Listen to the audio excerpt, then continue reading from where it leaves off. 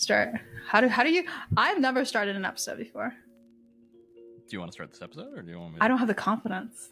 I don't even know how. I don't even know how we started. You're the star here. But I don't know how we started. We sort of just say something and like. All right. I'll get started. I'll get it popping. All right. Good evening, ladies and gentlemen. Welcome to this, our second part of our fake-ass documentary series.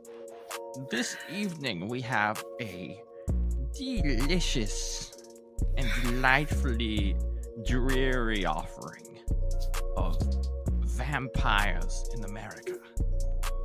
And, guys, I want you to know that he did offer me a chance to start the episode. Yeah, that was said no. So. It didn't have to have it happen. So yeah. So if you want to think blame twice, somebody, JD, next time I ask.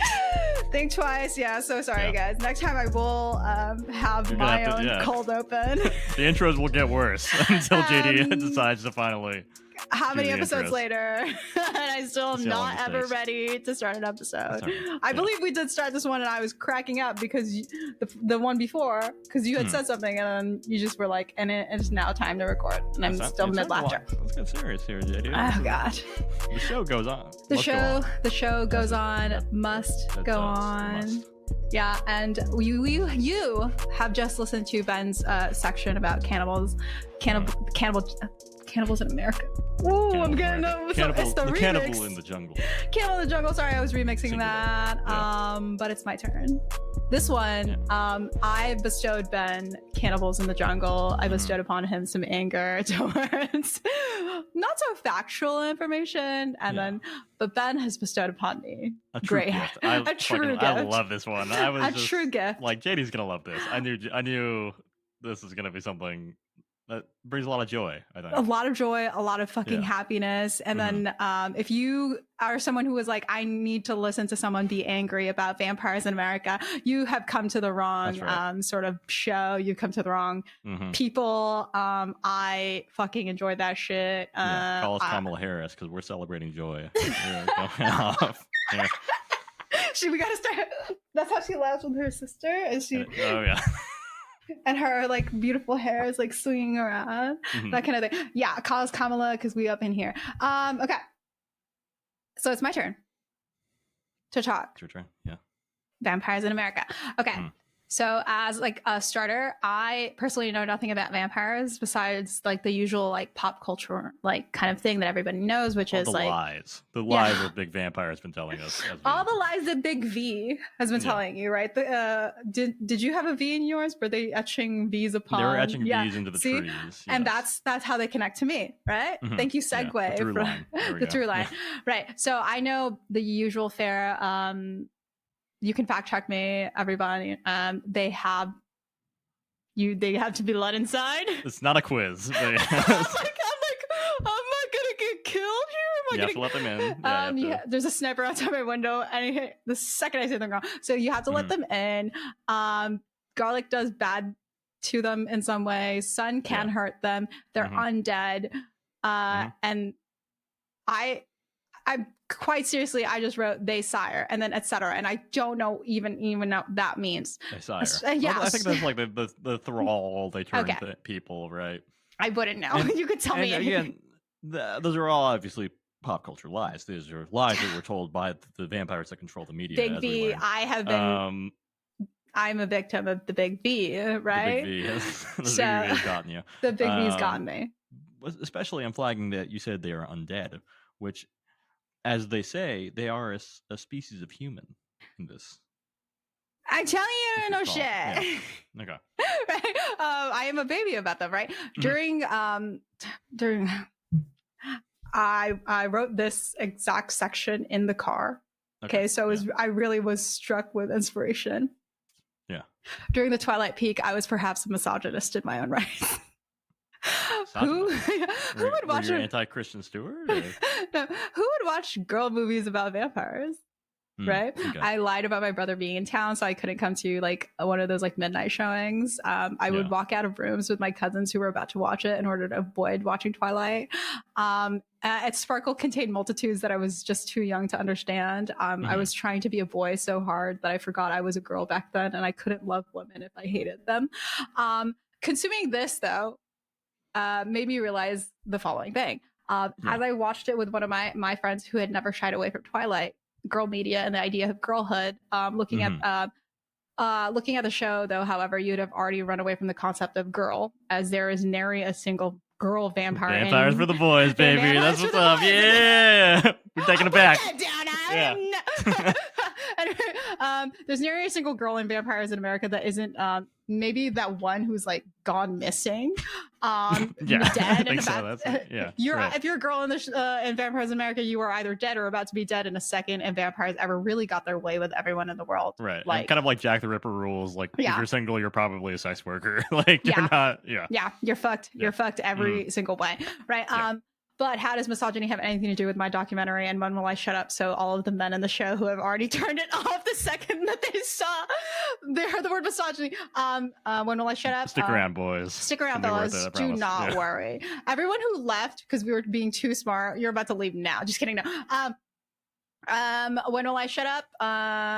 So that you don't have to hear my they them dulcet tones. That is sexism. It's not misogyny, it's sexism. Anyway, I just wanted to scare you. But sexism makes it so that sometimes in spaces that can be dominated by men, women are either not welcome or taken seriously, right? Think about this: women mechanics, women builders, women firefighters, and women anything. What about in spaces dominated by women? Those spaces or occupations tend to not be taken seriously. Teaching, psychology, nursing, crafts. I know you're like, how, JD, please connect the dots. I will mildly connect the dots so that I can get into my review of Vampires in America and stop treating this like the opener of a recipe to brownies. It's the concept of seriousness. If you don't take something serious when it's not something that you were taught to be serious or something of value. After reading about the way that some people took this show, I realized that Ben and I were right, and we will always be right no matter what.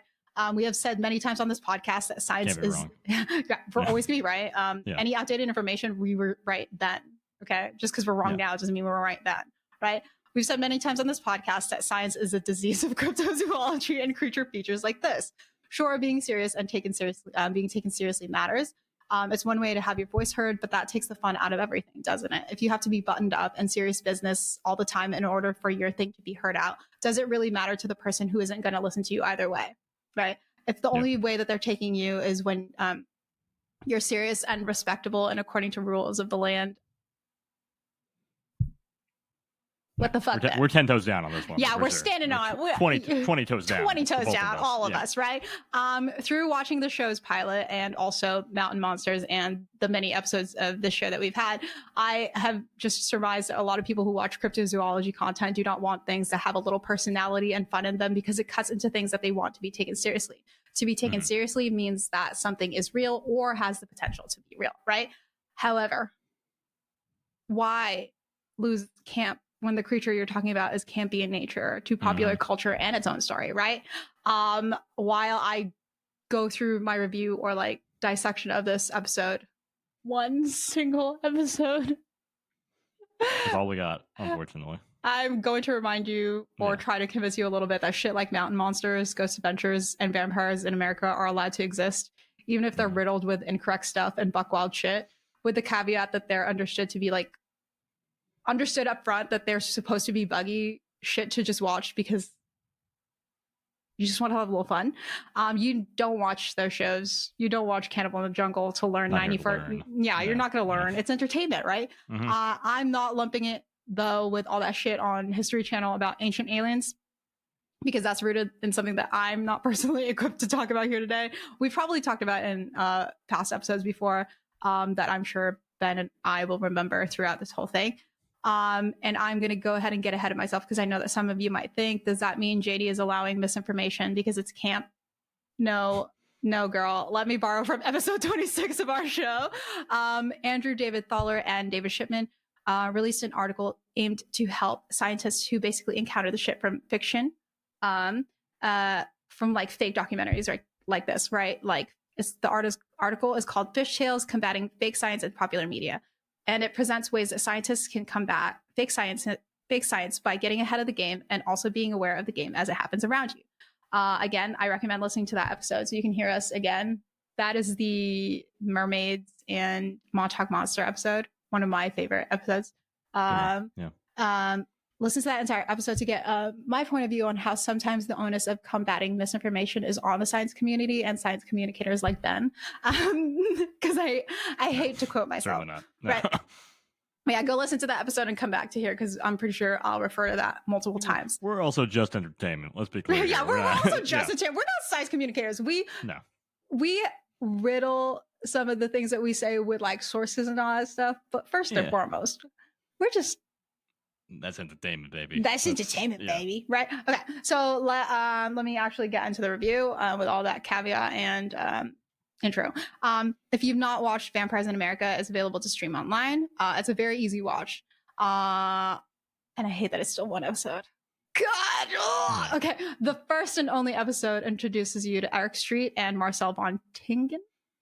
Two of the only vampire hunters in the U.S. too. The only ones protecting us. The only ones protecting Eric us. And Marcel. Yeah. Eric and Marcel, who are... They've been working together since 2001.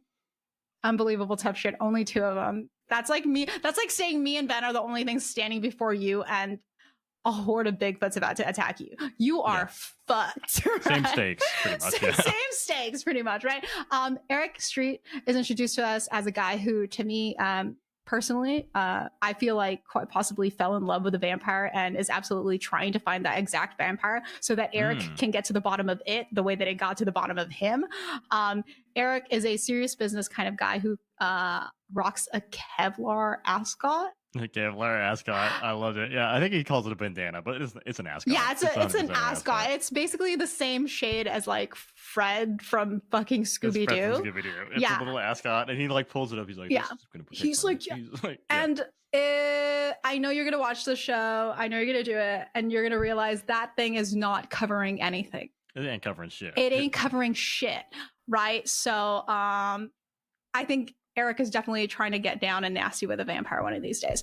Totally possible. And if you think I'm kidding, I'm actually going to directly quote Eric. And so many great. He says, Eric literally says that the vampire he met was well-dressed, mesmerizing, and he felt drawn in by it. And I think that I'm getting more of the vibe that we should get vampires away from Eric and not the other way around. Yeah, we need to protect the vampires. Yeah, protect them from him, right?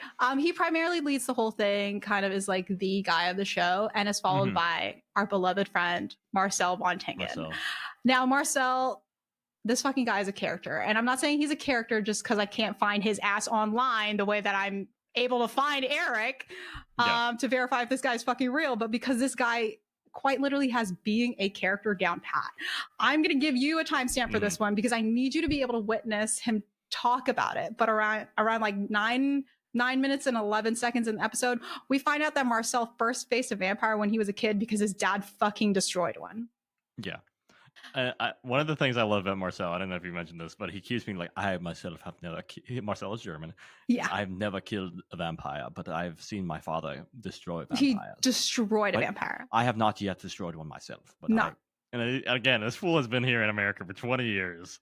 20 years. Not a one. Not a one. And I don't know how much confidence it's instilling you in the fact that there's only two of them. Neither one of them has seen a single vampire in 20 years. Yeah. 0 kills. I think the vampires are fine. They're just fine. Right. Marcel, according to his story, comes from a long line of vampire hunters who are fully aware that vampires are out there. 25 generations. 25 generations. Right. As a child, he indeed witnessed his dad kill a vampire. And this seems to have sort of maybe egged on his desire to find them and do the same, or I don't know, apologize. He doesn't seem like a guy who's going to go kill a vampire. I don't know. We do get to know them better through the first episode, as a typical like first episode of a series tends to do.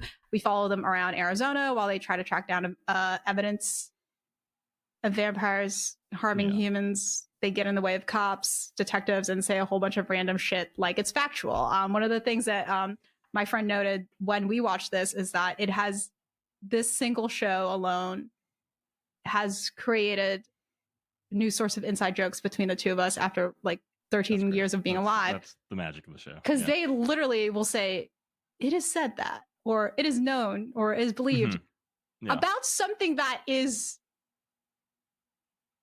not. In no way based in reality. Yeah, right. Completely made up. Yeah. They'll start something of like, it is known that, or it is said that. And I'm like, who fucking knows this? Who fucking said that? Right? It's wild. Yeah. I mean, the setting is Arizona. It's Arizona. The only NBA team in Arizona is called the fucking Suns. Okay? Can you think of a worse place for vampires? It's hot. It's hot. It's sunny. There's not even trees. There's no shade in Arizona. We'll talk. Well, I'll broach this later. Hold on. Where are the coffins stored? They're in the storage unit. They're in a fucking storage unit. Okay, so you are quite literally going to go into there's a potential that you are on an episode of Storage Wars, and they pull open a storage bin or whatever, and you're just going to see a coffin with some dirt around it. A coffin with So the vampires, they say that they are prehistoric creatures that evolved in 68,000 BC, right? So they're around the same time as anatomically modern humans, I believe, right? I think we were, but they evolved purely to drink blood. But yet they also do so much like silly vampire shit still. And it's like, are they just another human species that drinks blood? Or are they like fucking magical creatures? Right? Because he's like, say a whole bunch of shit on here. It's known like they're affected by the cross. The cross affects them.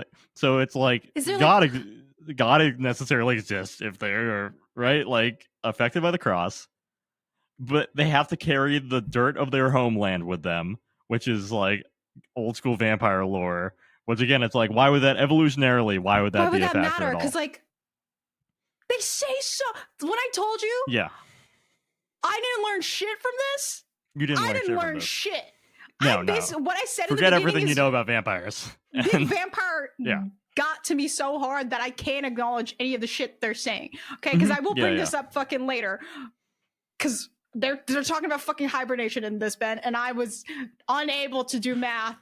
I do not know how the fuck. I think I have the numbers on their. What did I don't think I.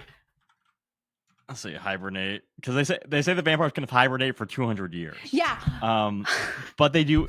Marcel is like, but of course they do age, but they do not age when they're hibernating. And they age slower than human beings. Exactly. So they can live for thousands of years if you factor in hibernation. How do you live? Okay, I was trying to do the math of how do you live for thousands of years, and then say like at most you hibernate for 200 years. Where would you do it? What sort of safe space do you have it? You hibernate for 200 years. Uh-huh. You go to sleep. You wake up, right? You're awake for 1 year. You go back to sleep. But how do you trust that you're going to be asleep the whole time and no one's going to fuck up wherever you're at? The hibernating thing? I don't know.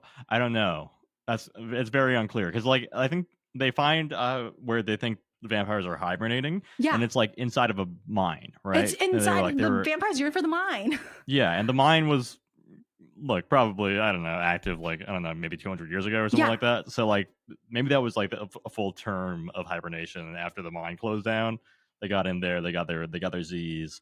And then they're back at it. So vampires, like the elder thing is like a thing, right? That's definitely like it. Outside of this, elder vampires is kind of a concept that comes up, right? The older vampires are like the more powerful ones. Standard vampire lore shit. And then again, this is another thing where I'm like, but wait, are they? You said they were just humans. You said they were just another species of humans.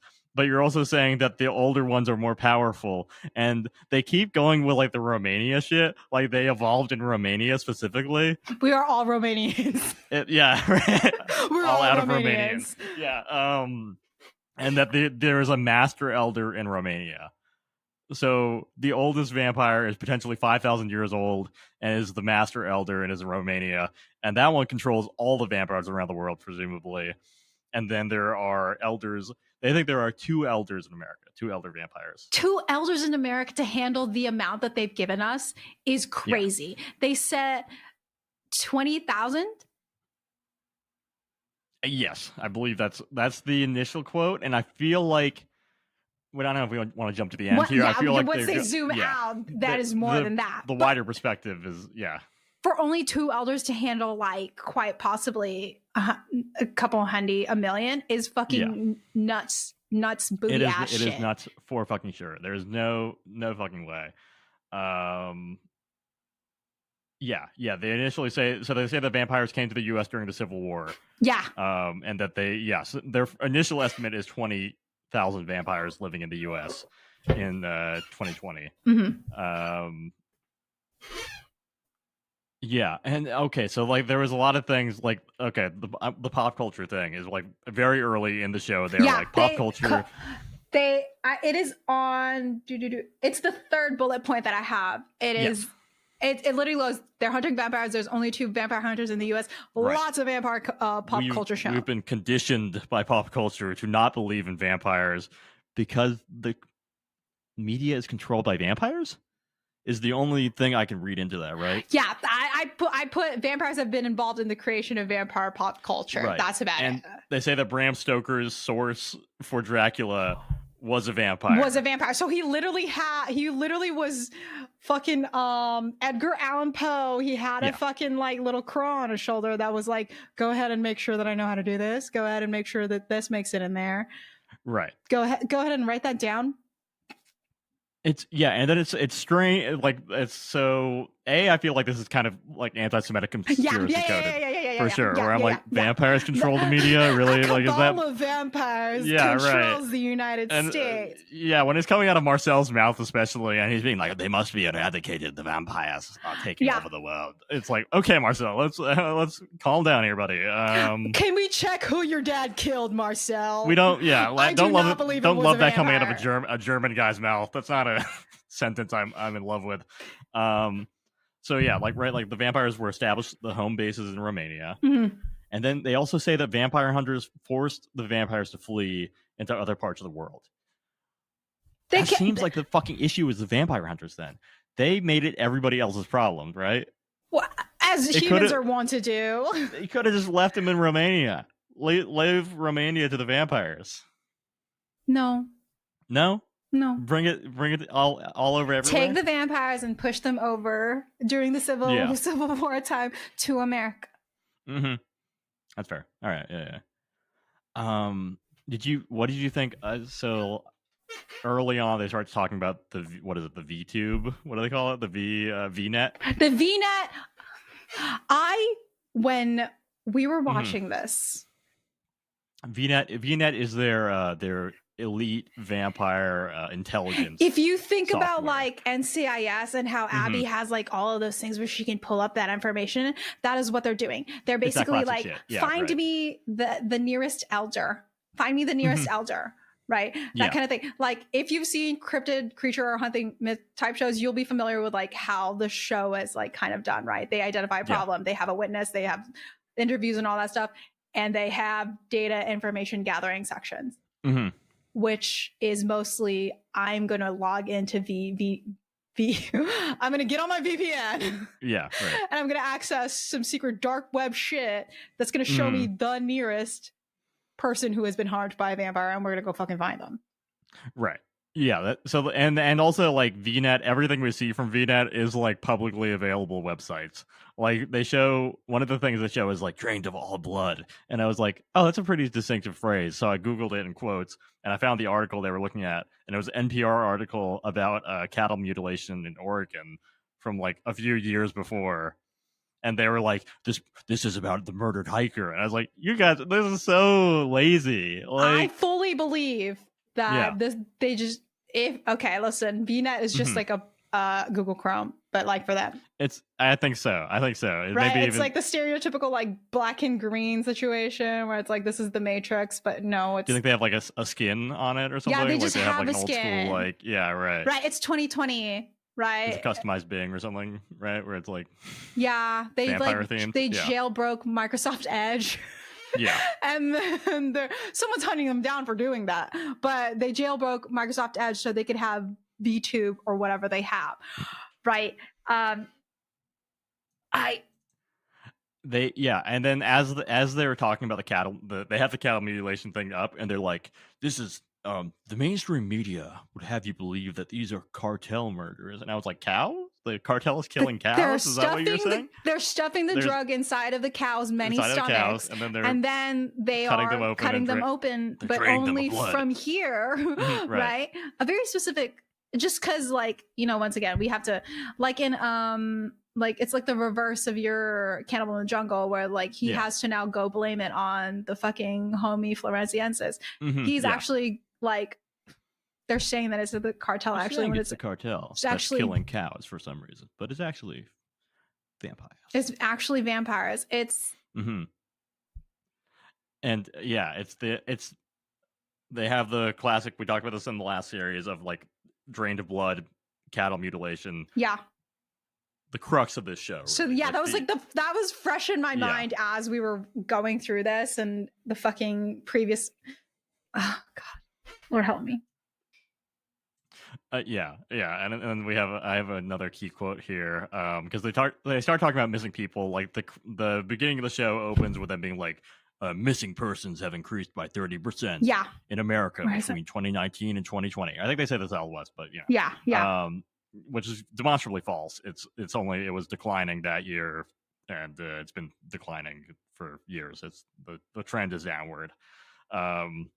That's what the vampires want you to think. That's what they want us to think, that there's less missing people. They're just getting better at it. That's it. That's right. And then Marcel, while they're talking about these cartel murders that are actually cow mutilations, that are actually vampire murders. Yeah. He says the government would never even consider that vampires were responsible for these missing persons. That's where we come in. That's when you get out, Marcel. Which is like, bro, you guys are making shit up. Like, why would anybody consider that these were vampires? Ben, how is he making that shit up when he said it is said that, or it is known to be? I would rather have 0 vampire hunters in America than these two. if given the choice, I would rather it be you and me. Looking shit up on Google.org. You know, I think I know we said that we don't stand a chance against these two, but I do think we do stand against these two. Against these two. I did see there's a scene where they go to like a truck yard, and they have a chase scene with another vampire, and they use a stunt double potentially for Eric. For Eric, he rolls underneath a trailer for no apparent reason. The trailer is not moving, to be clear, but there's a truck, and he's running between two trucks, and then out of nowhere he kind of drops to his knees and like rolls. He could have walked around it. He could have walked around it. It would be faster for you to walk around the trailer. They do things on this show that They do things. I wanted to zoom in the people that they talk to. Oh my God! How did you feel about them? Hold up! Oh my God! Hold on. We should probably go through all of them. Because they all feel like Tucson community theater guys to me. Okay, I personally. Yeah. Starting with Jacob the Rancher is the first guy I had. I have not Jacob. I don't believe this man has seen a fucking farm. And then I put actor. Cow in his life. I don't. Right? Yeah, 100%. I wrote here. Yeah. Where is it? What did I write? I think there's a very obvious mismatch between Eric, Marcel, and the people that they interview. Absolutely nothing feels organic. It comes out like this, right? One side is giving out lines from a script, and the other side may or may not be reading out or have been given out their lines that very morning. None of the witnesses seem like, if you pried into any of their answers, they can't give you any more than what was their script. They cannot expand upon anything else. No. The show, I think, fully would have benefited from improv actors who know the lore of the show in its entirety, and Eric and Marcel's character story, because then you can improv and say, yeah, like, I heard XYZ. No, all of their answers is literally like waiting for Eric or Marcel to say things, and anytime, and then responding completely fixed. And it looks absolutely like it was filmed like this. Eric and Marcel say your stuff, and now you monologue, and we'll just kind of like chop it together. That's clip back to, that's how it feels. It's so unnatural. Yeah. It's as if the actors were given like a script. Hold on. Yeah. They're given a script to memorize, and then like they are then told that Eric and Marcel are going to ask you questions. Try to answer it with the script in mind, and it's kind of difficult to play. It's not against the acting skills of the people. Right, because I think any other place, if they weren't against Eric and Marcel, who was just... They make Eric and Marcel make it impossible, for sure. I think anybody, once again, you and I personally could have done that entire scene and made it a little bit more believable. Yeah. I think Eric he's maybe more charismatic than Marcel, or at least is like able to pass more as a human. Eric. I think that probably Jacob is the high point. Like, I think Jacob's performance is maybe the best that we get in this. Yeah. And Jacob is like pretending to dig a hole in like the cleanest, like buffalo plaid shirt and like Wrangler jeans, brand new Wranglers I have ever seen. And he's supposed to be like a hardcore rancher guy in fucking Arizona. And it's like, why the fuck would he be wearing this? Fit is crazy. He's literally someone who would have been on Mountain Monsters and they would have said, this vampire is going to kill you. You better leave this fucking farm, dude. They literally would have done that to him. They would have called him a concrete person. They would have called him a city boy to his face. Mm-hmm, Get back on that pavement, young man. I wrote this. It almost felt like an episode of Punk'd where Eric and Marcel were the target of a very long joke. It is like, hey, I found these witnesses. Yeah. And you're going to make sure that you answer them exactly. And it's like, I've never seen like the two stars of the show that seem less like in control of it, or like their perspective seems valid, or like they just seem like such the butt of the joke immediately. Yeah, like there's a long con on them where they are the only ones who think, or at least Eric Street. Stray is a producer and showrunner, right? Okay. He has quite a few like titles on his back. He has recognizable works like since like 2003, right? Yeah. This could like on the one hand, this could be just like Eric. This is his hobby, and but then his job of being like a showrunner and producer makes it look incredibly fake and untrue. However, I think it is filmed in 2020. In a couple of weeks, and they couldn't get a guy to play opposite Marcel, and I quite literally couldn't find anything on Marcel. Who could play against Marcel though? Nobody, like genuinely. Like, I think if you place, because I feel like Marcel is supposed to be like this person who's like straightforward and really into it. I've been doing this 25 generations of vampire hunters. I'm the professional, but he's just comes off as like somebody's uncle who now has a very strange hobby. And he met a guy on like, he put out an ad of like, is anyone interested in this? And now he's connected with Eric, who if he was hanging out with him since 2001, it might have been a very strange moment in his life, and now they're stuck together forever. They met on Grindr, and they're trying to explain to their nephew that they're just like a couple friends. They're friends, and this vampire hunter thing on this, It's like, is that, hey uncle, is that like an innuendo? No, we quite literally we hunt vampires. We're hunting vampires.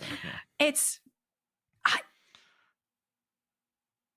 I mean, so to give you kind of a taste of like the acting, I think like even like Jacob, who I said is the best actor, the best one. His whole line readings are like they killed my calves. Like everything is just like, it's like so like dripping with like I'm a macho man, but I've never seen something like this. They cut the eyes out, they cut the tongue out, they cut the asshole out. And then Marcel is like, well, the mainstream media would have you believe that they're aliens, but actually it's vampires that are doing it, and they're removing the through the asshole to make you believe that they're aliens, but actually it's the work of vampires, because vampires can live off of animal blood if they need to. The other one is like, I could talk about like the guy who's like supposed to be a detective who's leading them to like a crime scene, and then Eric is just like, hey, these cops are stupid. We've gone ahead and tested this thing, and it's supposed to be actually from wherever it's this dirt is from Europe. The detective guy gives like, I think everyone else is like community theater. I think the detective guy is a porn star. He's the only one who is on IMDb who isn't like a producer kind of thing. Is it like hold on, MILF Hunter Volume 4? Is that his credit? No, hold on. Okay, his name is he's got a real name. His name is His name is Brian Lemons. Brian Lemons. He's been in War of the Worlds, Extinction. Okay. He was in Visual Bible for Kids, Bible Man, Sea Monsters, A Prehistoric Adventure. Okay. So he's been in things like he's an actor, but he's an actor. He's not a detective. Maybe that's what I was sensing there. Yes. He's definitely not. He's for sure. He's not a detective. Maybe it was just like the energy of the show. I was like expecting them to all fuck. Yeah, and like what I said that about Eric and the way he feels about vampires. Like, keep vampires away from him because I feel like he's going to do something crazy to them. But Marcel says some shit later that I was just like, oh, Marcel, this is what you were doing, huh? This is what you were passing your time. Yeah, interesting. It's like that interaction with the detective. I think, in terms of like comedy, is what made us really like crack the fuck up, because like he's like, actually, Eric's fully like, actually, have you ever thought about like, actually, this is vampires? Like, because the teeth marks is actually reminiscent of it. Eric pulls the teeth out of, he's like, I always carry this on me, and he has like a fake dental cast of vampire teeth, and he's like clamping it on like a plaster cast of a bone to be like, look at the marks of this. This could only be left. This is the mark of a killer, Bella. Yeah, it's god.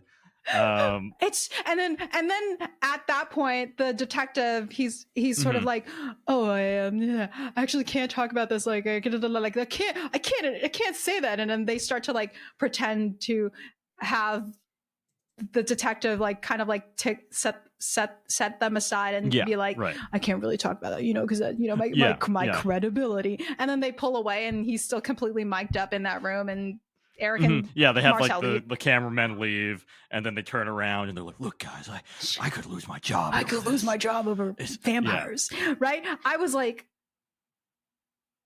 my reputation is on the line here. And I was it was so staged, like incredibly. Yeah, like even if this was real, that would still feel incredibly staged. And, especially because he tells them, he's like, I wish I can't. I wish I could do it. I can't risk this. I can't.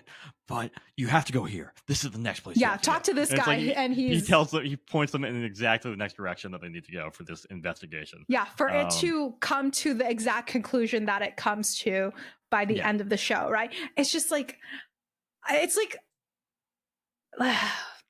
the perfect thing of what you would want if you were someone who fully believed in these things and actually looked for them, is for a figure like Mr. Detective to be like, I do believe in this, but I can't because I could lose my job. My job is in jeopardy. It makes so much sense. I can't deny it. But, but then they also, like, I want to circle back because they said Vlad the Impaler called all of the vampires together, that vampires can call each other together and like organize as a group, right? Especially elder vampires. And that Vlad the Impaler used his powers as an elder vampire to assemble vampires to fight the Ottoman Empire. It's okay. I know. So, I'm sorry. I just had to circle back to that. We have a road to go down there, but it's also coming off once again of like, okay, so if they are just a separate species, a separate human, why do they have powers, and how did they get the power? Are they using 100% of their brain? And they're also like, we must protect Christendom. These Muslims are taking over. We have to scare them back. We must protect the one religion that has the thing that could harm us. That can harm us, right? Their racism trumps everything as a vampire. They're just like, they're like, well, I mean, look, these people have the symbol that could kill us. Or I don't know. They could be Muslims. Like, and I think that one is more dangerous to me than the other. Yeah, right. I don't want to be living under Sharia law as a vampire. Is like the energy there. It's like you're a vampire, bro. This does not apply to you. Yeah. I don't think you could listen. I don't think you can live under any law. Because you got powers and shit, so you don't even have to follow any of those laws. If someone is like, "Hey, you can't do that," I don't care. I'm a vampire. Yeah. I'm a creature of the night. How are you still bound to human laws that you were concerned? It's so strange. I was just like, really? Okay, Vlad the Impaler. Vlad the Impaler, magic the powers. Ottoman Empire. The vampires have strong feelings of the Ottoman Empire. There's no Ottoman vampires that were like, no, I don't want to go again. They had to be sacrificed. I guess so. I guess they had to be. They had to be sacrificed. Right. But yeah. So our boy, what's his name? Brian. Yeah. Our PI, points them towards vampire survivor Aaron. Aaron, right? Who is perfectly seated in a beautiful dark room that is lit from the outside, and yeah.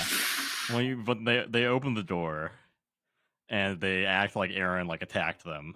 Aaron, who is mic'd already. Aaron, who is already mic'd. Aaron, who is already mic'd. It's like, I don't want to talk to any journalist. Or what are you, police? And he rushes and he's like, wearing an orange ascot. He's wearing an orange. He's not a cop. He charges Marcel. You look at these two guys, you're thinking cop at all. I mean, I'm thinking informant. No, not even. Nobody's gonna tell these guys shit. I mean, fucking Marcel is wearing kind of like hunting fishing outfit, right? They are wearing the same outfit this whole time. He's got a lot of pockets. Yeah, Marcel has a lot of pockets going on. He's got a fishing situation going on. Yeah, where I think the ascot really takes all of my attention. It's a bright orange ascot. It's a bright orange ascot, which he also says that he wears because it distracts the vampires. Because if they see, I'm telling you, I didn't learn shit from this. Well, if the vampires see a neck, they like go fucking nuts. So it's kind of like he has to cover up, or else the vampires are gonna get like too riled up seeing his beautiful neck. They get distracted by like the thing. They're like, oh, like where did you get that from? Oh yeah. So like, oh my god, that's so stylish. Like, what is it made out of? It's like a vampire conversation starter. Yeah, it's a conversation starter to distract them from your neck, so it gives you a little time to run away. Because when you're like, yeah, it's made out of Kevlar, and they're like, what are you fucking talking about? And then you run. Yeah. I don't even know if Kevlar would be an effective tooth deterrent. I think like Kevlar you can cut through. Yeah. So I think you can like stab through Kevlar, I believe. Can you cut through Kevlar? You can cut through Kevlar, but it is difficult and it will dull your blade. But you can still do it. It's not going to be like... We're talking about either super evolved blood drinking predators or who are still human, on how they feel, or still human. Yeah. So they've again like they call Aaron's mom to find him, and they go through. They don't go through VTube or VNet or whatever. They go through a good old fashioned name and. Yeah, and she's like, oh well, my son Aaron. Oh, I don't know if he knows about that vampire story. It's crazy. And then she shares his address and like where he's at with these two strangers. At night. Yeah, they cold call him like the middle of the night.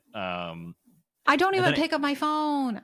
I don't either. And then like there's the way the vampires turn is very confusing because I feel like they said that they couldn't be turned earlier. But then Eric is like, there's a possibility that Aaron could be a vampire himself.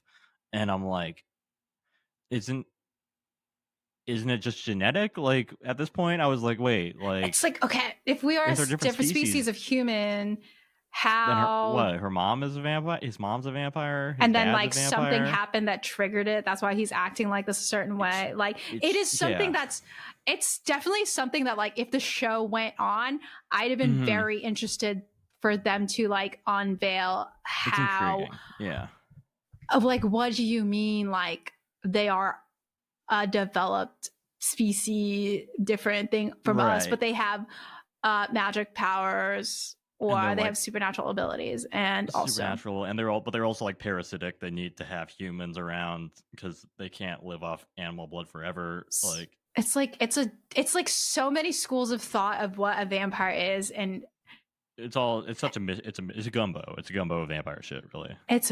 And I would love some more of this gumbo so that I can stop being another bowl, sir. Another. Marcel does explain like how the turning works, though. Mm-hmm. Did you get that? He says that you can still be turned by being drained of blood, and that the vampire blood is placed into you. Yeah. But then he says the vampires can't procreate. Despite what pop culture tells us, vampires cannot procreate. And then they show Twilight, which is the only time I can think of like a vampire baby thing happening. Anyway, what was her name? That's like the one example for Nesme. Yeah. It's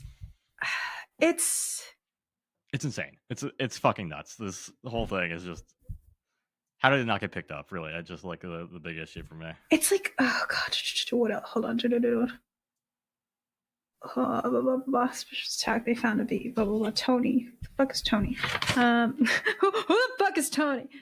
At one point, my friend did say, "Do you think they explored each other's bodies?" I think Tony's at the end, right? Oh yeah. The last people they say, yeah, like the fucking yeah, they really talk up like, oh, we're in such a rough area of Tucson, and it looks exactly like the same. They're down the same road.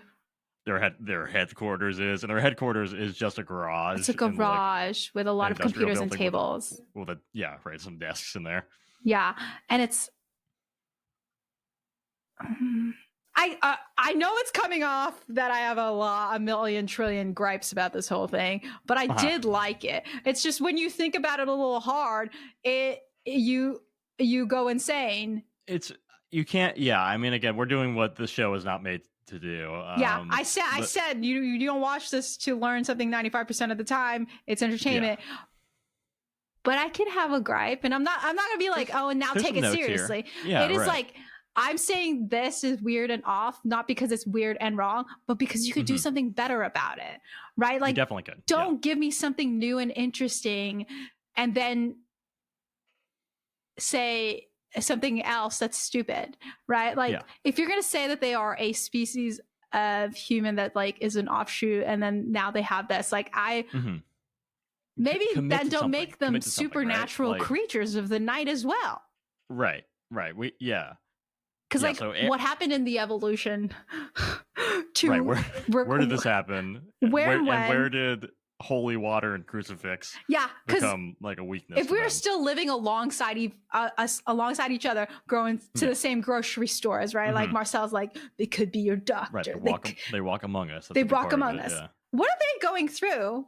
Or what did they go through time that made them this way but didn't make us a certain way? That is like, when I complain about it, it's because I want them to go down that sort of road instead of just like saying it is known and then I genuinely think that they wouldn't have committed to it throughout like the rest of the thing, right? Let me. So here's the rundown that Marcel gives us of like what you would think the classic vampire weaknesses are, right? Yeah. So sunlight does not kill them, but it does burn their skin quickly. Yeah. Garlic does not kill them, but it will repel them. Holy water and crucifixes will not kill them, but it will repel them. Wooden stakes, you can kill a vampire with a wooden stake, but it's difficult to aim for the heart. It's hard to do. Yeah. So Marcel's number one method is cutting the head off, and quote, "It's why I carry a machete everywhere I go." How? Okay, why is it his number one method when he's literally never killed a vampire? By his own admission. I think that's what he saw his daddy do, though. His daddy's blood. Yeah, but still, that's not like, oh, and that's my number one method. And that's what I'm going to tell everybody. You haven't done it. You haven't done it. You're fucking LARPing by your own admission. You're lying already. Just say you've killed like 50 vampires. What does it matter? Yeah, because then I'm going to be like, and prove it. You can't and I can't. No, they turn into dust when you they disintegrate, and then I have to bury them and all that stuff to make sure that they make sure that they don't sew themselves back together. It's so weird that he's all this bullshit, and yet he's still like, no, I've never killed one. It's a bit embarrassing, but I've never actually killed a vampire. But it's like at least say that like they got away from me. Yeah, right. They got away from me. A little something. Yeah. But no, I've never even seen the whisper of one. It's just. Yeah, no, it's not. So let's finish up on Aaron. So Aaron comes in super hot. He's like grabbing Marcel. He's like, "What do you want from me?" And anyway, they calm him down. They get him to talk in the very well lit, empty room. Set design amazing. Aaron thought that he was going to become a vampire sex slave, but then he realizes that they just wanted his blood. And they used tools to cut his arms. And then I saw it drinking it. And he decided to like cut them off. He got mad. He was like, "No more drinking my blood. I'll only be your sex slave." And then the vampires got mad, and he claimed that they stabbed his arm, and then they show the stab wound, and it's literally a fucking Sharpie mark on his fucking like forearm. It's at most a COVID shot. It's It's at most Moderna. You know what I mean? Yeah, right. He got a little J&J, and they're like, yes. Yeah. Let's use that. Right. So he was thinking that, he was meant to be a blood boy. That's Aaron's story. And then he points them to the truck yard, and the truck yard is just, what a scene. What a scene this is. They go to the truck yard, and then they find like a tent in a cardboard box. Yeah, and like mattress springs there, and they're like, "This is definitely a homeless encampment." And I'm like, we both live in West Coast cities. Yeah, we have seen homeless encampments. Yeah, they do not look like a single tarp.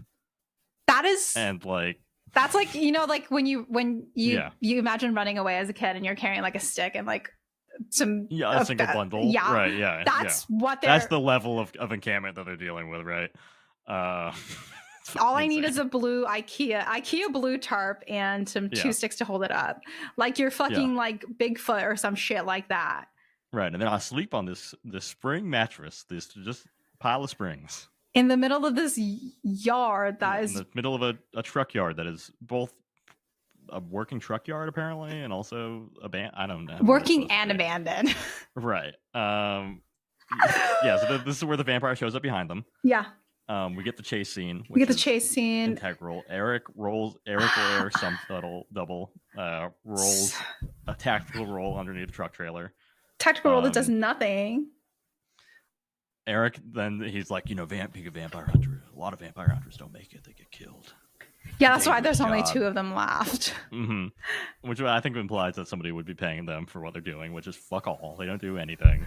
That's why they only do it at night. Neither of them has killed a fucking vampire. Yeah. I fully believe that it's like, oh yeah, we only do it at night because vampires come out at night. No, because you have more day jobs. Why wouldn't you do? Yeah, that's true. It's got to be like a side hustle for them. It's not even a side hustle. It's a hobby. Yeah, it's like a hobby. It's like the way that we're doing this podcast. It's the way that they go out trying to kill vampires. Yeah, but we're not like protecting the entire U.S. of A. No. You know, we're definitely not the only podcasters in America. We're not. Sure. We're the Ben. Stop it. I dare say. We are the only 2 podcasters in America right now. Yeah. And we're the only thing that stands between boredom while you're at work or washing your dishes, okay? Mm-hmm. We're the heroes. That's us. We're the last line of defense. Last line of defense against boredom. Next one, we have Melissa. Okay. Melissa in her incredibly unlabeled her generic vest. Employee of a very real store, a very real convenience store. Yeah, they were like, okay, let's just stand outside of it. Fucking a vest. A Walmart with like vest. A name tag. Yeah. Well, it's on an unbranded, like a generic vest. Unbranded, right. Like shop vest. But I don't think I've been in a convenience store where they have wearing those in years. No. Not even nary an AM PM, nary a none of them are. No, they're just shit. In a regular. You're just in a fucking t-shirt, right? Or like a polo sometimes. Like I think the last time I ever saw like a convenience store worker with like a vest or like some sort of like thing that they put on is like in Asia. That's fair. Yeah, right. Yeah, but we are not Tucson, Arizona. We're in Tucson, Arizona. Tucson, Arizona. You're wearing a Punisher shirt to work, and we all know it. Right? That kind of thing. And it's like it is exactly, I believe, how they filmed that, which is they had the actor for Melissa, and then they had Eric and Marcel stand outside of a convenience store to sort of imply that she works there, and she's doing this on her own time. She's like, I'm on my break. She typical like sort of Law and Order like interview of like, I know a guy and I know exactly who you're describing, but I am on my work break, so I can only give you this amount of information, and then I have to go. You can never follow up with me ever again. Yeah, it's only. And it's the information she gives them is that the truck yard is a feeding ground for them, right? Yeah. Which is the final piece of their puzzle, or like the next piece of this puzzle is like, which I feel like they could have figured out from the idea of a truck yard and there being vampires there anyway. Yeah, give them another hour. They didn't need to bother Melissa on her fucking break. Yeah, but then they go back to VNet, and they find an old mine that is kind of near Tucson. And this is where we get back into our hibernation thing, right? Yeah. I clocked that Marcel has a wedding ring here, which was surprising to me. And then they go into the mine where they've got the wooden stakes and machete, and they identify the spot where they think the vampires were hibernating, because it's like rings of the dirt of their home country. Yeah. and the dirt of their home country that they bring is like always like acidic. So Marcel will always like taste the pH or like test the pH to see if it's someone could have done something on that piece of land nasty. What are you doing? He's like, no, this is not piss. This is Romanian sand. That's pretty trapper coded for sure. Yeah. And then they find some burnt candles, and then Eric was like, vampires use candles as light source. And I'm like, no fucking shit, Eric. No, they don't. Eric, no, who doesn't use candles as light? Like, what else would you use candles for? Exactly. Right? Come on, bro. Eric, please, Eric. And then they find a backpack with some school books in it. And for me, if it was you and me and we're doing this stuff, I'd be like, oh, so they're studying. Oh, no. Right. However, they're like, no. The vampires, they're feeding on the teens. They're feeding on teens. And vampires are 10 times as dangerous when they're feeding on the young, which is, I guess, the only issue that he has with them preying on minors, is that they're going to be stronger vampires. Yeah, nothing else. Right. Eric then compares young people's blood with steroids, but that is also kind of like an addictive drug as well. Like they can't stop once they pop. Yeah, so they're not at all studying. Like I thought they're not going to encounter young vampires. However, they are going to encounter the young people that these vampires have fed on. Right. In this cave that they left their truck light on the entire time, so that by the time they get back to it, their battery's fucking dead. Probably. Yeah. Then they back to VNet, right? A lot of VNet, which again is just Google. Fully with a skin. Yeah, but they're always like, this is collating missing persons and law enforcement and blah, blah, blah. And it's just like you're pulling up different like news stories. It's like this is okay. For two guys who use their phones like this. Yeah. The hunt and peck. Yeah, right. VNet. Yeah, VNet is an incredibly powerful tool. And they find a cluster of missing teens, and the warehouse district of Tucson, which who knows if that's Tucson, Arizona. Like, is that because you guys aren't allowed it within 1,000 feet of a school? Like, what's going on here? Like, what are all these teens doing in a warehouse area? It's the schmuck and drugs. We find out what the teens are doing in the warehouse areas. We know. Yeah. Because they go in the warehouse district. They enter a building, and they focus on for a long time on the graffiti of an Oni, like that. And then they find a V spray painted in a circle. That's what I clocked. I was just like a V. I was like, okay. Yeah, that's a big one. They keep mentioning the vampires love to mark their territory. This is where they have killed somebody. Yes. Type shit. Is like their hunting ground kind of shit. Yeah.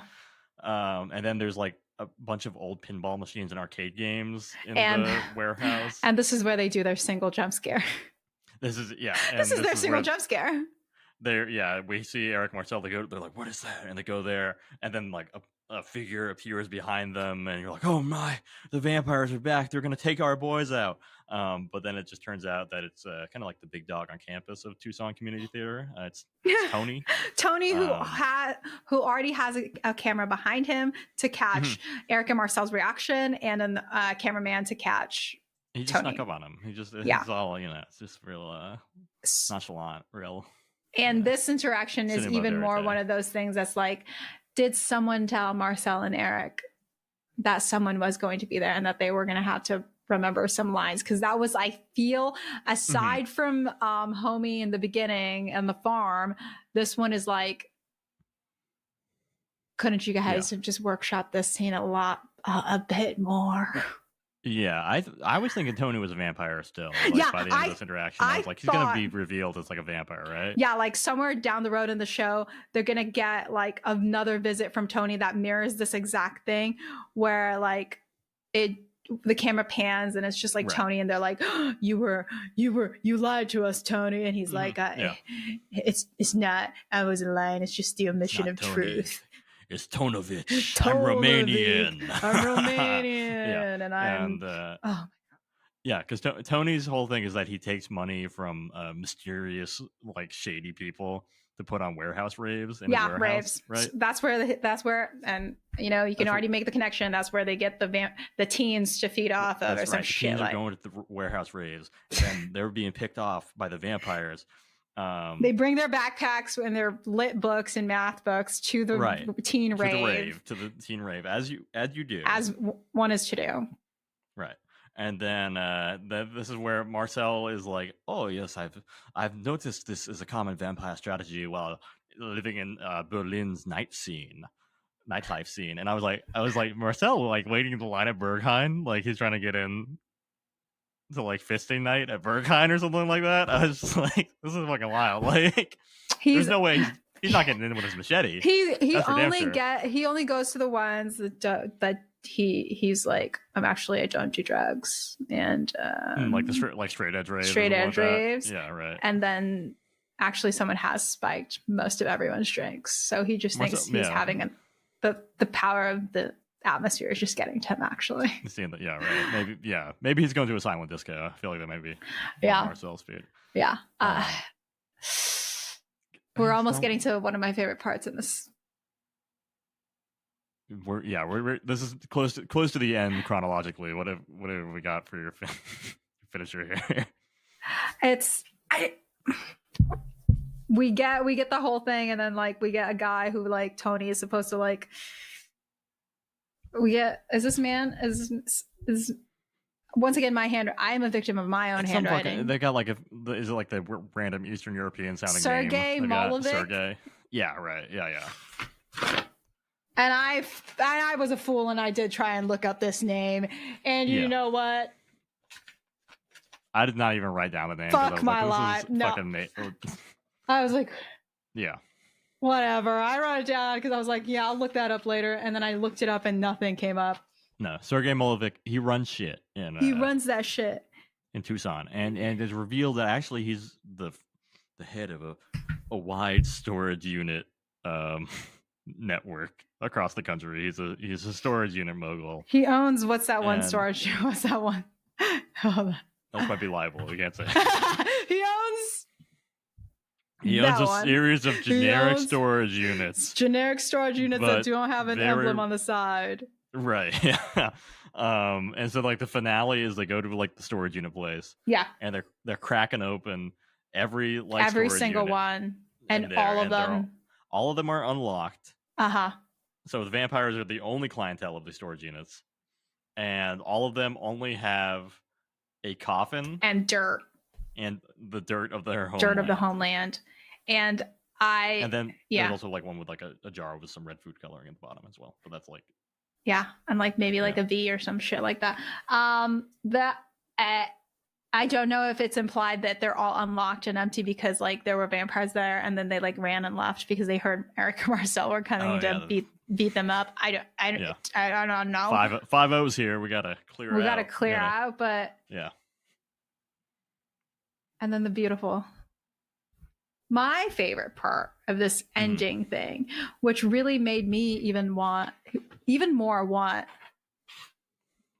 more of this, because the implication of a sort of near immortal vampire that they're going to have to sort of explain away isn't an actor, is the photo that they find. You don't think that's an actor? I think that's an actor. Photo? I think it's an actor. They're gonna have to. They're gonna have to explain that. Yeah, right. They're gonna have to Photoshop so many more things. He's hibernated, but he didn't hibernate through the gold rush or some shit like that. Right. He was awake for the gold rush. He was awake for the gold rush. And like, look, maybe he's a little aged now, but it's like, it's fine. It's the vampire's aged a little bit. Little. Yeah. But so I think it ends in like the last quote is like something like somebody on your street, your neighbor could be a vampire, or like your person in the grocery store could be a vampire. Like it ends with like the most fear-mongering shit. What does he say? He says this. Okay, hold on. He says, hold up. No. Yeah, he says like they could be the person in your grocery aisle, your priest, whatever. You go to your priest, which again. What are the rules here? What is that? Yeah. And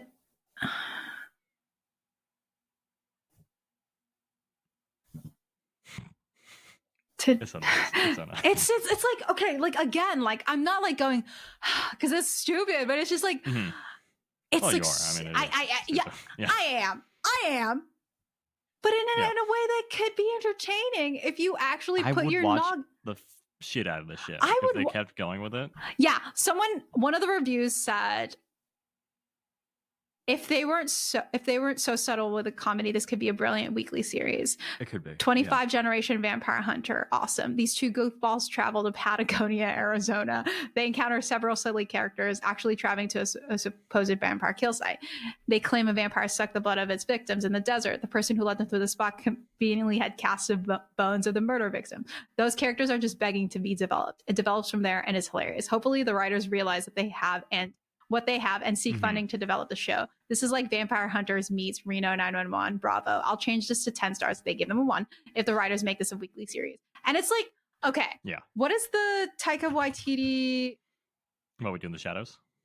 The one that's in the 2 cops. Wellington Paranormal. Yeah. It could have been an American Wellington Paranormal that took itself a little bit too seriously, but still had moments of like, thing. And then the thing with me is like, I don't even have to have it be like Wellington Paranormal. You could just give it to me straight, exactly like how they want it. Exactly like how it is. Exactly point for point, with some amendments based on our feedback of like just sticking to one thing and like developing it. Right. And because it's like, I don't know. It's like when I was looking through like people's like, let me see. I found a whole bunch of reviews that I thought were like interesting because I don't. Where is it? Just let me in. All right, one. I don't know. Okay. It's like when I was watching this, it's like fully in the brain of like I'm doing this for the podcast, and also like I think this stuff is fun and it's very like hilarious, and it's just like this person said like the first and most glaring issue is that vampires do not and have never existed. This show is painfully bad and contributes to the dumbing down of America. Somebody's bought the lies that big vampires encouraging viewers to ignore scientific facts, and it essentially says it's okay to be stupid. If the Travel Channel wants to reach new heights of unbelievable absurdity, why not create a show about 2 people traveling to the South Pole to prove the Earth is flat? In summary, Vampires in America is a disservice to viewers and a step backwards for television, which I think, I think that you could have said this instead for Ancient Aliens. Look, I think if you're being fooled, by vampires in America, you're gonna fall for anything. There is if you fall for this, you fall for everything type. 100%. This is like if you're believing Marcel and Eric, you're hopeless. Like any misinformation. You're thinking fucking crustacean Jesus is real. Like that's not. You're thinking that AI Jesus who is like carved into the side of a huge log and is surfing a big wave is like real, and it's like I enjoyed it because I watched it with a very specific lens, right? I know that we have a taste for like this funky type of stuff. Like I know we deliver like information that we cite, like, but we said, we're not like, shit. We like this. Yeah. We're not science communicators. We're essentially like essayists with a lot of time on our hands, who still love media literacy, but we have a capability to be funny and not take things seriously. Like the best review that I genuinely saw about this one was the very first one that made me think like this is going to be fucking hilarious, or at least like this is going to be good, because the first 2 reviews are like complete opposite of each other, right? The first one is like 5 stars. And they're like, this is reminiscent of what we do in the shadows. And they're kind of just like, this is, I love it. Right. There's like, it's entertaining. Vampires are supposed to be meticulous about being inconspicuous. So why leave behind marks of confirmed kills and all the messy clumsiness and the supposed kill? So it's like, this person's like, I have gripes. However, I think it's funny because it's like counterintuitive to whatever they're saying. Yeah. And then the next review is like 1 star and it says, this is the silliest shit ever. the acting is disgusting. I mean, like the acting is tear jerking, is so abdominal. Okay, they're saying abdominal. There's so many made up stories and twists to actual events. Bram Stoker having a vampire mentor telling him to write Dracula to hide the existence of vampires. It's an amazing choice if you want to laugh. Delilah, what did you go into this show with? I think that's the problem of how do were you expecting to be convinced that there were vampires in America? It's like, obviously there's not. There's not. Yeah. And you could go into being like, oh, it's the Travel Channel. It's supposed to, the Travel Channel has Bigfoot stuff on it, ghost hunting stuff on it, silly shit on it. Right. I think you should have come to expect that if you're being fed something that's about vampires that has like a slightly serious tone, mayhaps consider whether you think vampires are real or not. And I'm not saying, I'm not being like, oh, you should be smarter about this, Yeah. You should just know where you're coming into is the thing. Right. Are you like going there trying to be convinced? Like, what is the thinking? Were you expecting it to be like about like New Orleans and like kinky goths who like act like they're vampires and like cut each other and drink their blood? Like, what were your expectations when you heard vampires in America? The trailer for it is already like, oh, this is horseshit. They are vampire hunters. They're vampire hunters. Yes. Like they're vampire hunters in Tucson, Arizona. And what am I going to expect from this? What am I going to learn? I mean, it is so ripe for I mean, like the whole Marcel being like, I've never actually killed a vampire is like one of the things where I was like, I'm losing my mind here. This is like the most ridiculous shit imaginable. Yeah. You're like, yes, I'm a 25th generation, but like the fail son of like 25 generations of like I would love to see like Marcel's dad come in as a character, and he's like, just be like so disappointed in this fucking son. I'm actually very disappointed in my son. He's been in America for 20 years now, and he still hasn't acquired one of his first kills, and it's kind of like the potential of Marcel to have a redemption arc in the eyes of his father or his family of 25 generations worth of vampire hunters, and he's the only one who hasn't. Von Tingen dynasty, right? Like maybe there's going to be like a young Von Tingen who's like, I've already killed 40 vampires, and what about you, uncle? And then he meets Sergei Molovic. And he's like, oh, so you've killed 40 vampires. However, I have met the elder, right? An elder of the US or someone who knows them. They're like, so what is it to you? You've only killed ants when I have killed the blah, blah, blah, the controller. Like, so it's like, there's so many like, there's so many cool things. It would be sick as fuck. It could be so sick, honestly. Eric, I know. Eric, get back on it. Get back on it. And if you need help, here's my theory on like why this got like axed, right? So it was like filmed in 2020, I think. Yeah. Right? Or like probably filmed in 2019, set in 2020, right? Yeah. Obviously there's no mention of COVID at all. No, like, no one's masking or nothing like that. So I think it's like early. Again, could be Arizona, maybe. Yeah. But it's also like it's set in like November 2020, which is like, post kind of peak pandemic, but still like you still had to like stay home, like masking up. You weren't supposed to be like out and about. Like obviously, again, Arizona, the roads are like pretty clear, and I was like, is that because at night or it's like COVID regulations? Or it's COVID times, right? So I think probably the COVID factor, and then also I think like the way they were like fear mongering did have like a like low-key anti-Semitic coded, yeah, B kind of QAnon-y, where it is like we're like the elites are controlling everything. So I feel like maybe like they put it out and they were like we filmed this. The vibes have gotten worse since we filmed it. Like and it's not things a have good gotten time. More conspiratorial. Yeah. Like the cultic milieu is stronger now. People are even more like. So maybe we can't run with it, but we can still put up the pilot or something like that. Like, yeah, and I think it's like there's a way to change that. In order to make it less underground lizard type cabal of vampires controlling it. It's like you could go Twilight with it, says guy who hasn't seen Twilight yet. Well, I think like also you have like given like the societal context where it came out with like all the QAnon shit, you had the potential to really like do something kind of clever and have it be like vampires as a stand-in for kind of conspiracy culture and shit like that. like going to like conferences and shit like that, and like kind of like reenact like the kind of like QAnon shit, like feeding on that and like writing based on that. And then you could use that in order to like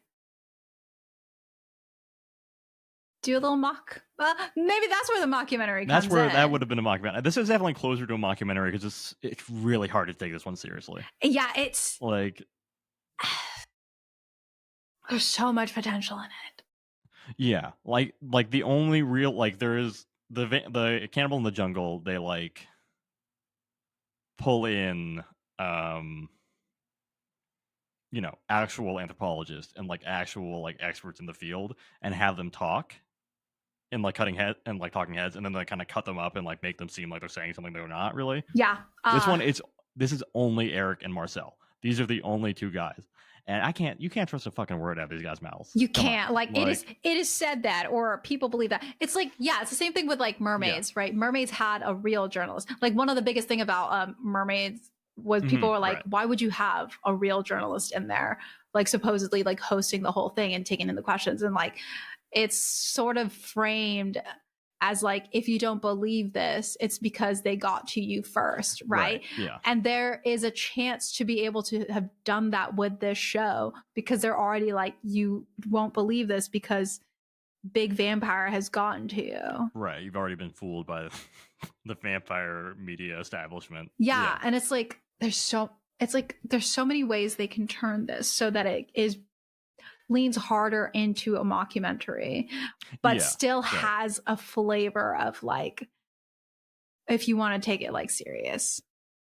Yeah. Right. Yeah. Like I think it could be like, the stake. I mean, they raised the stakes so high at the finale of this. Yeah. The fucking zoom out on the map of the United States is bonkers. Where I was just like, they cannot be thinking like, these two guys, they haven't done shit all episode, and now they're like, we have to tackle hundreds of thousands of vampires, maybe. We have to get to the bottom of it. What? You haven't even gotten to the bottom of you haven't fucking Aaron. It's been 90 minutes. And it's like, it's such an audacious first episode that like, you kind of wonder what it would have happened like episode 2, or if they, like my thinking is like if they did that very audacious like first episode, actually the next couple of episodes like zooms in, reel it back. Yeah, they're like actually, and now we're back talking to Aaron, and we're back talking like, trying to sell the pilot, and they're like, look at what we could do here. Yeah, but then like next they'd have to be like, okay. Yeah, it's like not yet. Not yet. Actually, let's run this back like 2 days ago, right? You know, like the little corner flashback, and it's just like, whew, man. She's good. You know what I mean? She's good. She's so much potential. Yeah. I do think that they may have, I don't want to say recast Eric and Marcel.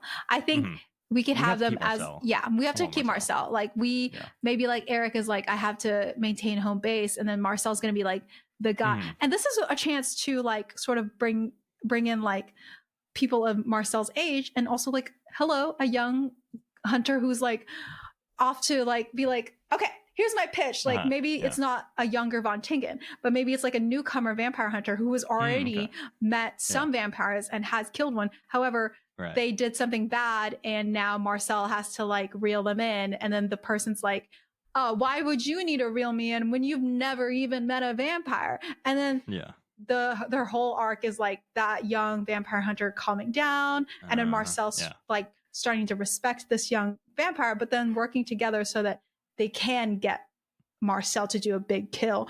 And then Marcel's like, you're so busy focusing on like getting to here, getting to there, but we're going for the top together, right? It's a chance to then turn it from like this weird like, anyway, I'm gonna get real anti-Semitic with it, right? But now I'm actually doing togetherness because I'm bringing people of two generations together by saying we can help each other get through this. Right. As long as you're not Romanian. As long as you're not Romanian and as long as you believe in God. You're right. Yeah. One thing about that though, the whole aspect of like vampires getting affected by the cross or anything like that. There is a show. I'm about to my friend does not watch this because she is afraid of some of the things that we talk about, even more so than I am. My friend is an avid BL and GL watcher, right? So she watches like Girls Love, Boys Love shows. One of the ones that she had me watch is like a vampire one. And obviously this one is set in Thailand. And the most comical part of this whole show to me was that the main character is trying to prove that the guy is a vampire. Okay. Yeah. And he's like, how do I prove that? That kind of thing. So he uses like a cross necklace, right? He gives the vampire a cross necklace and the vampire just sort of takes it and he wears it and nothing really happens other than like maybe getting a mark. And then the guy's like, well, why didn't you like, why isn't it hurting you? And I shit you not, best thing ever, best thing ever. He says, well, I am in a Buddhist majority country. I have to respect all religions. That's why it's not hurting me. And I said, this is it. This is it. Yeah. That is the one thing of like, maybe they're not all victim, you know, like, okay, so maybe I am a vampire in like a Buddhist majority country, right? Why am I going to be affected by the cross? Yeah, right. Yeah. Yeah, right. I mean, that is like a thing. Like, I mean, like, yeah, like obviously China has like a kind of their own vampire lore. Like a lot of like other cultures have some version of like what could be termed a vampire. Yeah, like we have like a vampire in like Filipino culture, like that is like not the vampire that like you know of as like blood-sucking creature of the night, but it's like not like the Eastern European tradition of like vampire that we have. Yeah, right. So is that like is Homegirl like a part of this like vampire thing or? Yeah.